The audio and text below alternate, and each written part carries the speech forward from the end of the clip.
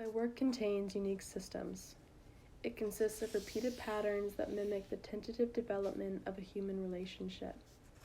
Control and precision are my materials. I use them to create work which resembles dynamics within families, friendships, and between partners. I use rice due to every grain's uniqueness.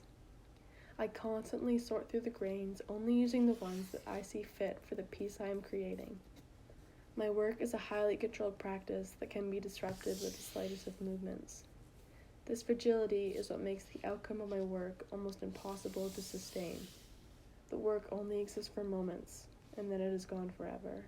As my work grows and the control increases, my work becomes more human. The outcome of my work continues to surprise me and those I surround myself with. Rice has taught me to be more vulnerable and honest with myself. It has allowed me to grow.